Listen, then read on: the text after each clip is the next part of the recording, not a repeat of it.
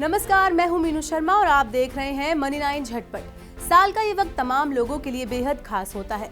वजह income tax return file करने की हड़बड़ी होती है, लेकिन एक बड़ा तबका ऐसा भी है जो हर साल एक अजीब सी मुश्किल से जूझता है। उलझन ये है कि उन्हें ITR फाइल करना चाहिए या फिर नहीं, और ये सवाल इस वजह से पैदा होता है क्योंकि ऐसे लोगों की सालाना कमाई 2.5 लाख या उससे कम होती है। दरअसल ऐसे लोगों के लिए इनकम टैक्स रिटर्न दाखिल करना जरूरी नहीं है जिनकी टैक्सेबल इनकम 2.5 लाख रुपए से कम है। अब भले ही कानूनी तौर पर आपके लिए रिटर्न फाइल करना जरूरी ना हो, लेकिन ITR फाइल करने के कई फायदे होते हैं।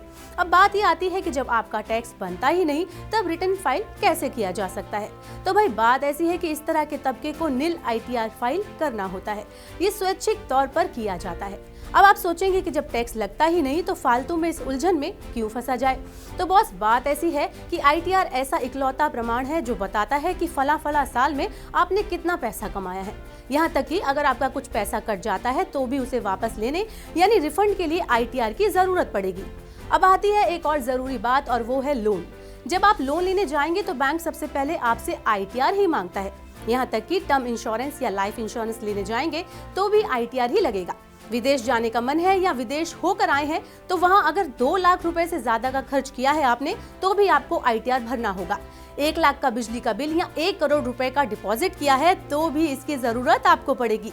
तो अब आपको समझ में आ गया होगा कि भले ही आपकी कमाई 2.5 लाख रुपए से कम है, लेकिन ITR दाखिल करना आपके लिए फायदे का सौदा है।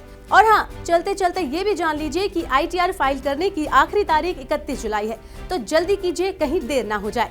और अगर आपको ये वीडियो पसंद आई है तो लाइक का बटन भी दबा दीजिए। ऐसी ही और खबरों के लिए देखते रहिए मनी 9।